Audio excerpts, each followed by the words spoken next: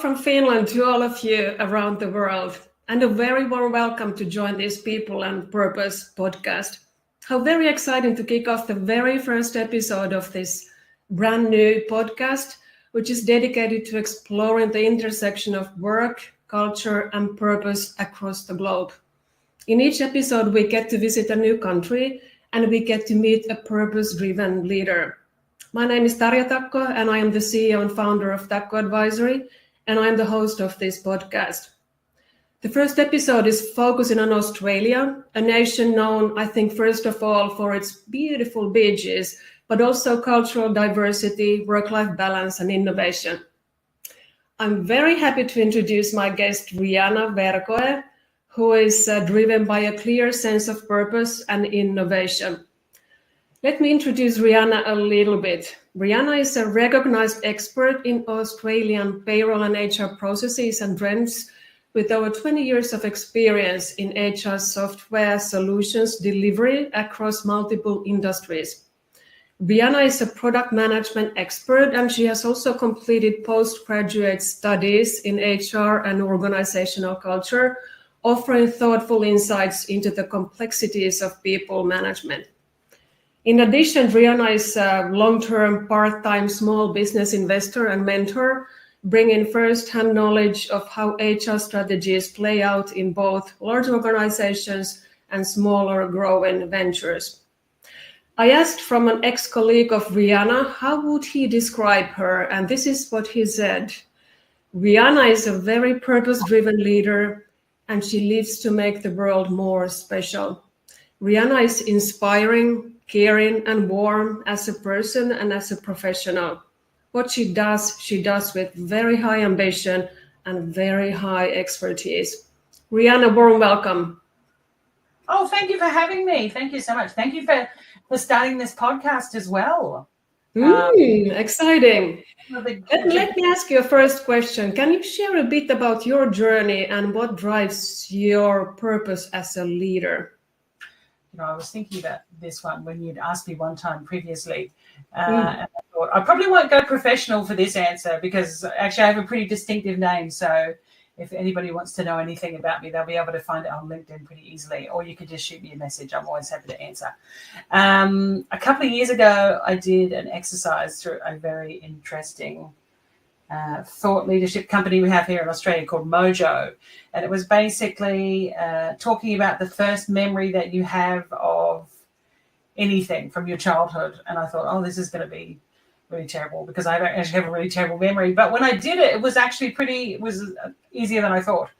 There were two things that I remember. One was I did a school I'm going to say I was about 11, but my memory's not that great.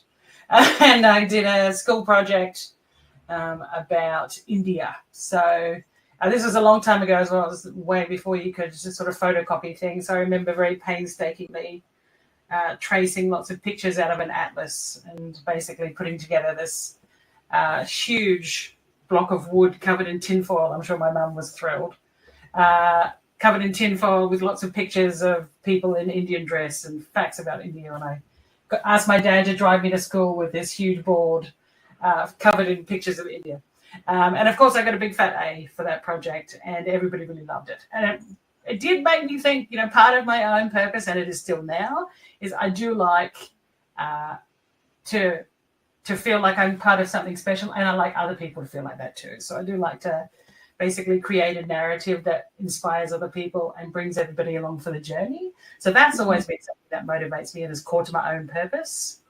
Probably looking specifically at technology. So we mentioned I've worked in the technology industry for a long time. One of my other early memories is we got our first computer at school. This was also when I was about 12. I remember when it arrived, I stayed back after school, actually, so I could play with it. I remember thinking, this is just the coolest thing ever. And isn't it going to change so much about everything, even when I was 12? So that's also pretty core to things because one of the things I like to think about that is I recognize that it's a really great piece of technology, but it's probably more about what it enables rather than in and of itself. It's a fantastic thing. Thank you. Very, very interesting. If you then start digging deep into Australia. And if we start by looking at the Australia's diverse cultural identity and its influence on the workplace, Australia is home to people from over 200 countries with nearly 30% of the population born overseas. And I think it's over 300 languages that are spoken in Australian homes, making it one of the most multicultural nations globally. Yeah. How do you see, how has Australia's cultural diversity shaped your leadership style and approach to work? So if we think about, just to recap a couple of those, nearly 30% of Australia's population born overseas, and most of the growth we have in Australia from a population perspective, there's about 27 million people in Australia, so it's not a huge country, is very largely driven by migration. So what that means from a leadership perspective is that you'll be dealing with teams of people who are from very diverse cultural backgrounds, a lot of different, effectively there are large numbers of people where English is potentially their second language, a large spectrum of religious beliefs. You've got a lot of different, essentially, demographics who are all represented in the workforce at once as well. So that's the median age of the workforce in Australia is 38. And we have a retirement age in Australia of 65 as the official retirement age. The average retirement age is in the late 50s now, but it's steadily rising to match the legislated rate as well. So in any team, you'll have a mixture of older people, then you'll have, Gen X's, millennials, and then we have Gen Z's coming in after that as well. And you'll have teams that'll be comprised of all of those at the same time across a lot of different industries as well, which is obviously a consideration as a leader. Diversity is so that effectively, and that will impact every industry in Australia, is that you'll have very diverse teams. So what that means from a leadership perspective is that you've got to be good at managing relationships, expectations, creating an inclusive environment so that everybody can come along for the ride.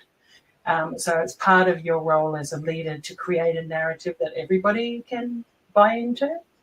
One of the other things that's interesting about being a leader in Australia, I remember last year I was traveling to Korea and I was on holiday, but we had a really important project going on. So I was speaking to my leader and I spoke to him and I called him by his first name. And I was with some other Korean people and they were like, oh, it's amazing that you referred to your boss by his first name. And I was like, well, yeah, sometimes other names as well. It kind of depends on the day. I thought that was really funny and kind of confronting as well, though. But it kind of highlighted that one of the strengths of Australia that you mentioned before, very laid-back culture. One of the challenges, very laid-back culture. So it can be quite difficult to connect people to success. There's a real lack of hierarchy. One of the benefits of a hierarchy, we don't really think about hierarchies as having benefits that often, but one of the benefits of a hierarchy is that it can be pretty clear from a career pathing perspective. So basically I'm in this office here and next I'm going to be in that office over there and then I'll be in that one over there. There's a kind of an established norm that you're working towards in a more traditional kind of hierarchical environment, but that's not necessarily the case when you're in an Australian workplace with a more diverse sort of crew of people. So you have to work harder to understand what an individual considers to be success and to sort of communicate with them how their contribution is contributing to team success, as well as how they're becoming more successful within the business as well. I'm personally also a pretty process-driven leader, and that's a direct result of the other things above as well. So if you're going to have a fair environment with a lot of different people in it, and one where everybody understands what their contribution should be and how we measure success for the group, you have to have a lot of tooling in place in order to keep everybody understanding all of that in an everyday way as well. So without the right kind of tools and communication processes in place, the cat herd can start to expand quite quickly. So you've got to kind of bring it all down. Yeah, so having that clarity and having that inclusivity is key, what I'm hearing from you. And I think it was a really interesting example that you shared from Korea, which I think is quite different, thinking about the culture now comparing to Australia. But if we also talk about the work-life balance, I think that is one of the strengths also in Australia. I think the country is consistently ranking high in the work-life balance, with average is it 15 annual public holidays and a very strong emphasis on leisure time. And according to this OECD Better Life Index, Australians report above average levels of life satisfaction. How do you see this rich multicultural diversity impacts the positive work-life balance in Australia? Australia does have some well-known, and for better or worse, depending on the perspectives, some very entrenched and highly regulated industrial relations, a very highly regulated industrial relations framework in Australia. It's managed by a government agency with a fair impact on business and work in Australia. So highly regulated and something that all employers are kind of bound by and constitutionally enshrined as well. So Australians work 38 hours a week. Anything beyond that is considered to be overtime. We have comparatively to many other economies, we have a very high rate of minimum pay, which is also enshrined across all industries. So we have a minimum, and then specific industries will have a specific amount of pay that they have to pay for particular kinds of jobs. So that is also regulated, as well as we have the more typical kind of individual or negotiated group agreements between employees and employers as well. So all of that contributes to, we do have a very highly regulated environment in which people are guaranteed minimum amounts of pay and minimum conditions within which they work. There's always challenges to that structure. From a business perspective, it can be quite difficult to calculate like correct entitlements within that. So it does put quite a lot of impost on business, which is a constant source of friction. As well as that, wage growth comparatively to other economic factors can be relatively sluggish, which causes a lot of friction as well from an employee perspective. So minimum wages are indexed every year, and inflation can rise at a much faster rate than that, which creates a bit of a sense of friction between wages are not going up, but the prices of everything are. Particularly in the last couple of years, Australia has had, like many other developed countries, some cost of living pressures, which have kind of exacerbated that, particularly amongst women and some other marginalised groups as well. This actually it's a good bridge to the next topic, looking a bit about the challenges in Australia, and that's related to the workplace equity and well-being. The gender pay gap in Australia is currently approximately 13.3% as of recent data, with women earning less than men on average, which is quite a gap. Also, women occupy only about 32% of key management positions in Australian businesses. From your perspective, Reianna, what are the most pressing equity challenges in Australian workplaces? I think you beat me to it. You just summarised a couple of them there. But yes, we do have a 13% gender. I'll talk about kind of at a macro level what the broad equity challenges would be, and then some of the recent kind of survey trends and how they reflect what's happening in particular cohorts of the market as well. So from a gender equity perspective, we did start some new regulated reporting of gender pay values. It wasn't widely done before a couple of years ago, but now we're basically increasing the number of employers who are part of a mandatory reporting program. So getting a bigger picture of the gap between gender pay in Australia. May 2024 was when we had the most recent changes, and it is expanding the number of employers who need to report exactly what the gender pay gaps are in their business. Probably more important than that, like getting away from kind of the macro, it's a 13% gap. There is actually also a growing gap in, so Gallagher end of last year did a pretty comprehensive report of workplace wellbeing in Australia. So about 2,500 respondents. And that kind of indicated that the importance of remuneration to employees has increased, and the level of satisfaction with that remuneration is decreasing, and that gap is getting quite wide. And for women, it's getting a lot wider, actually. So essentially, people think remuneration is more important than it used to be, and their level of satisfaction is lower. So we're starting to get a widening gap year on year in that space, and women are actually worse. So the gap is getting worse all the time. So gender pay gap aside, we do have an issue with women's in general participation in the workforce is under threat from the fact that those gaps are widening, and we're not really sort of taking any strong initiatives, I think, from a government perspective to address that. A lot of it is actually put back to the employer themselves and part of their own sort of internal initiatives, as opposed to anything government sponsored at this stage. Probably the second one I'd go to from there would be there's in general a lack of diversity in leadership positions in Australia. There was a report, I'm going to say it's about 3 years ago now, that very famously identified that there are more gentlemen named Andrew than women in the ASX 200, which is essentially the benchmark stock exchange in Australia.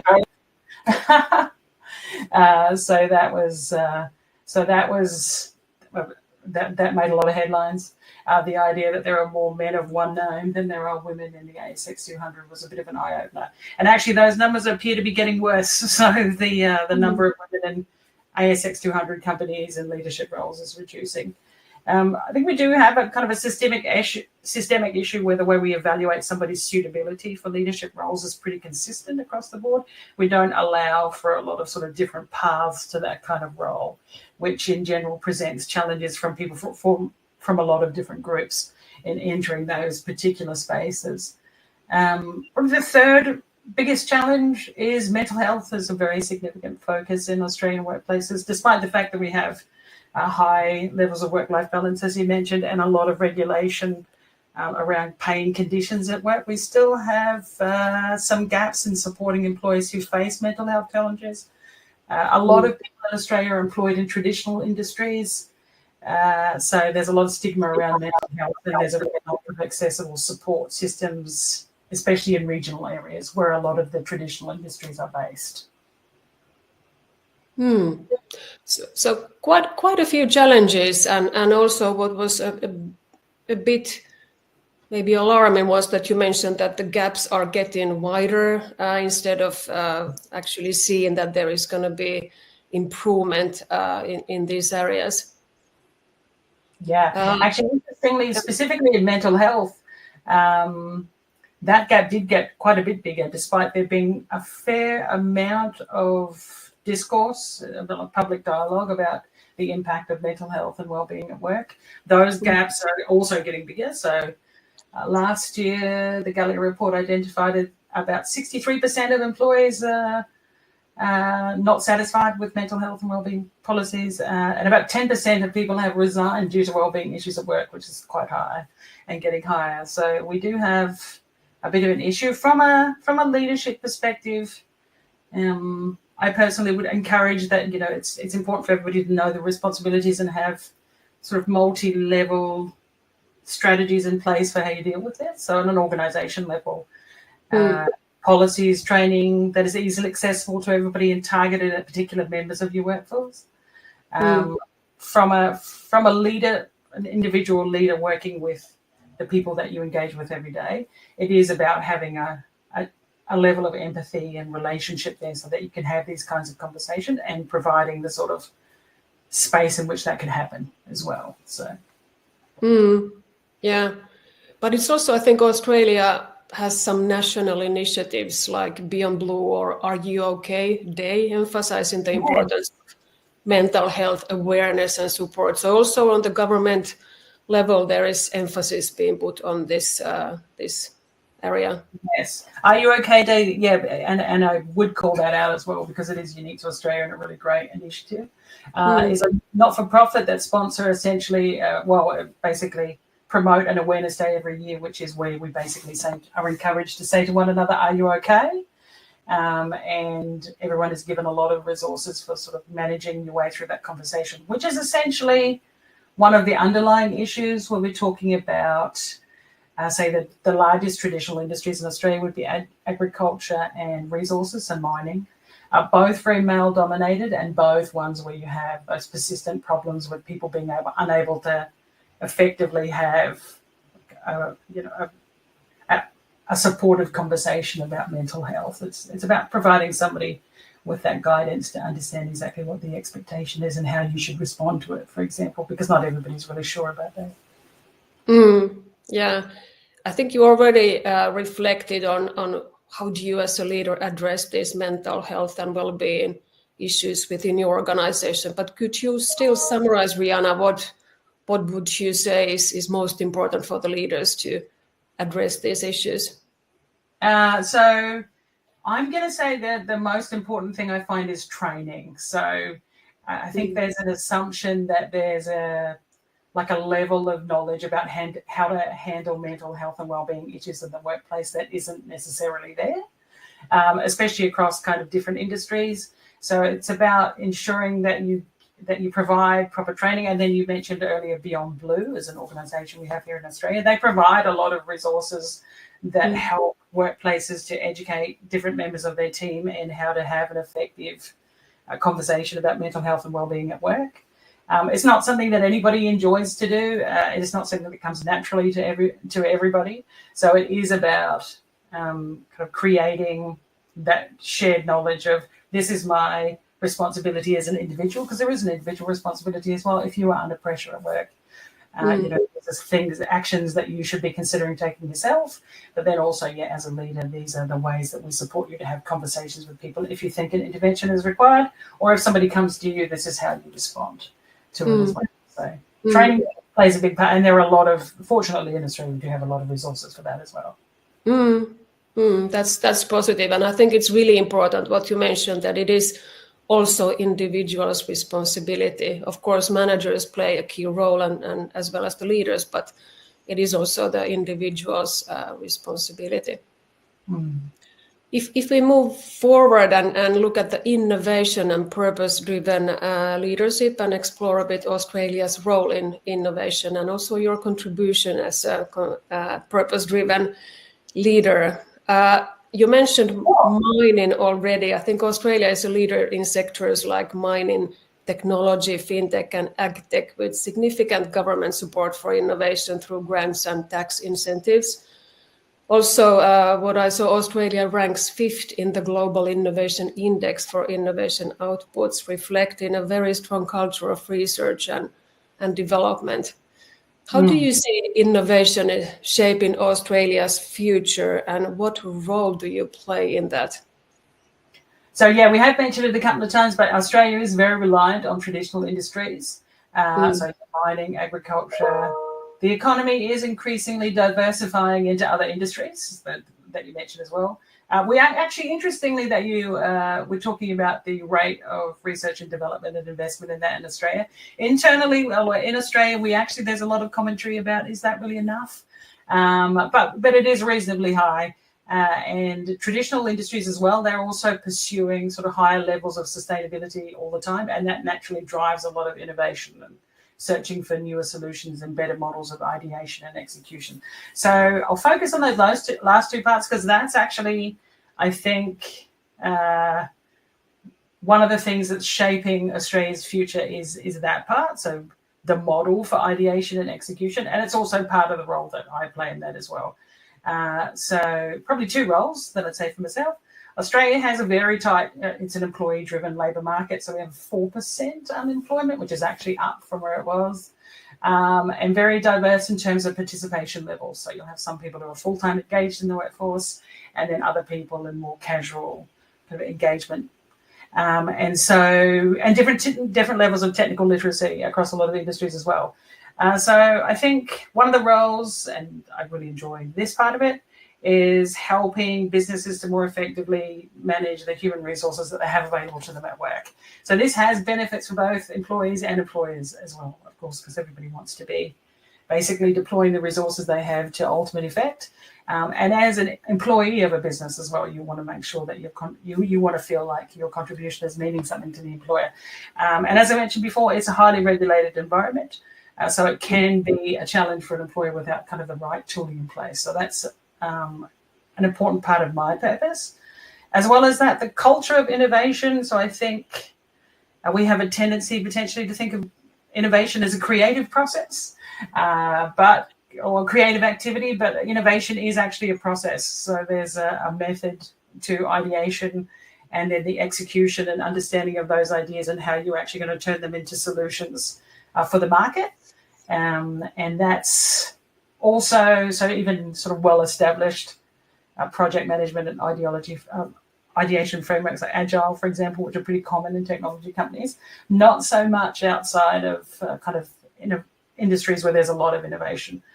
So, for example, there are a lot of government programs in Australia where they've started adopting Agile methods as a way of governing those projects, which is a new thing. And it's also fanning out across a lot of other industries. So like they're going to adopt some of these more process-driven innovation frameworks, sort of control the execution and the outcomes that we get. And so I also enjoy sort of mentoring people from other industries about how we've been doing that, obviously in technology for a long time.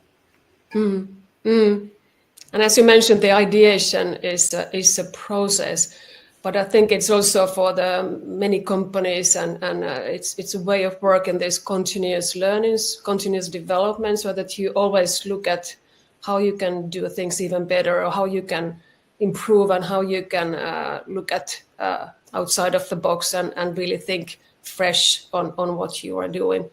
Yeah, it's kind of a mindset. Yeah, and that's one of the great benefits of the huge amounts of diversity we have in Australia. You know, people from a lot of different backgrounds and countries and types of businesses. And then sort of without the right frameworks in place, it becomes very difficult to leverage that and get the right voices in the right places at the right times. So a good ideation framework will give you that ability to get the opinions that you need at the critical points in the process. Do you have any advice you would give for other leaders aiming to embed purpose into their work and culture? So purpose, there's lots of different ways in which purpose will impact the mission of a business. One of the ones, the one that I want to focus on is definition. So it's important to define the purpose, your purpose. So your purpose actually, as well as a business's purpose, and then the purpose of a group of people. So they're essentially going to be in some ways derivatives of the same thing. Personal purpose is actually an interesting one there, because if you're working with it for an organization and your personal purpose and the organization purpose are not well aligned, there's potentially a source of friction there. But one of the things I want to highlight about definition is that an organization will have a purpose. It is about defining that purpose in a way that resonates with the people that you are working with. So sort of taking the 10-word mission statement of a business and going, this is our purpose, everybody, is not really enough anymore. You have to create a narrative that helps somebody to understand what you are doing and what to contribute to the overall organization purpose, and why you are doing it as well. So I think that's one of the most important things for a leader to do well, and it's one of the words I think we shy away from a little bit as well. It's important to have a purpose and to share it in an inspiring way. So it's not just about kind of sharing the knowledge. It's about helping people to understand what you're doing, why we're doing it, and to feel inspired and connected to that as well. That's very well said. And as you said, first understanding what is your purpose, and ideally as connecting with the company's purpose so that it's well aligned and articulating in a very inspiring way what the purpose is. Yeah. Hey, time is running. So if we take a few questions on the looking ahead and thinking of the future of work in Australia. As in many countries, also in Australia, there is a shift towards more flexible work arrangements post-pandemic. I think it's 30% of Australians working remotely at least part of the time. Also increasing focus on digital skills with government programs aimed to upskill in the workforce to meet future demand. How has, Reianna, remote work changed your approach to leadership and team management? I know you're also working quite a lot remotely. Yeah, I work 100% remotely, actually. And I work with a team where most of the people I work with work at least 60% remotely. But everybody is actually given the choice individually. And we are in a climate where there's a lot of kind of There is a lot of discussion about the merits and the pitfalls of remote work. I would have to say for myself, I am a staunch advocate of remote work. So especially when you're in a very tight labour market like what we have, if you're going to narrow yourself to looking for a very specific set of skills and I want them to be in a specific place and available at a specific time, you're really like the Venn diagram is getting very small, particularly in some industries. So you're not doing yourself any favours. And for, I think another thing that's important is I think we have a tendency to look at this conversation from a COVID or post-COVID perspective. I've been working in some remotely in some fashion and with distributed teams as well, at least in every state in Australia, but quite often with people overseas as well, for about 20 years. So in the technology space, it's been pretty common for a really long time. I love the fact that it offers a lot of opportunities to people who would traditionally struggle to participate in the workforce. So you've got people with disabilities who potentially aren't quite, especially, so if we go back to the start of that 20 years, like it was in some workplaces, were very difficult for people with disabilities to participate 100%. So now you've got that option available as well. And then you've just got more flexibility for people who can't participate in a full-time way as well, or during sort of the traditional core hours that people would be working, young parents, people in remote areas, etc. So, however, having said that, even with all of that background, I would be the first to acknowledge that 100% remote working is a real stress test for any kind of leader. Communication is difficult at times. Building and extending trust to people is always a challenge. Connecting with people is a well-noted challenge, of course. Staying outcome focused can be as well. I think actually one of the things about remote work is it's quite often considered to be less productive, but I also think that this is based on a false measurement of productivity. Is probably how I would sum it. As a leader, you have to put more energy into being intentional when you work remotely. So you have to document things. You have to prepare for the meetings. You have to know exactly what it is that you're going to go and say. There's a higher level of administration across the board, and people are like, I'm just spending a lot more time than I used to doing administration. And I'm like, I feel like that's actually more of a reflection of the traditional office environment where we were potentially less intentional because you're all kind of, you're all trapped in the same physical space. So things like, for example, trust is famously what we feel like it's much easier to trust people in physical workplaces because we can see them. And I'm like, what does that prove about anything? So it's those sorts of things that are obviously stressed when you're aware of those perceptions and how you manage those things and the things but there's a lot of tools and obviously in place. Technology is helping definitely there, yes, but I think creating the sense of community, if you're not physically present, it's more challenging, and as you said, you need to be intentional. Reianna, what values do you believe will be crucial for the future workforce, and how are you preparing for them? See, this is another one where you can pick lots and lots and lots of them because there's obviously lots of... You pick the most important ones. I'll pick the most important one. The most important one for me is adaptability, and I always say this one because I feel like adaptability is one of those things where it's assumed that people are naturally adaptable. So there are some people who are just not adaptable, and that's it. And I'm like, well, it's not a fixed number of neurons in people's heads. Adaptability is a skill, the same as many other skills, and it has to be built and nurtured. And it is a muscle that you have to exercise all the time, otherwise it will be gone. And so adaptability is less about, well, it is partially about sort of training people to understand what being adaptable at work looks like. But as well as that, it is about building a system that encourages adaptability. And it is very important for a leader and for an organisation in general to encourage adaptability. I mean, it would be really unfair for an employer to not create kind of an environment where people feel comfortable with adaptation in the kind of business environment that we live in now, where things change all the time. Like you have technical innovations coming in all the time, wholesale changes to industry because of things like climate change, for example.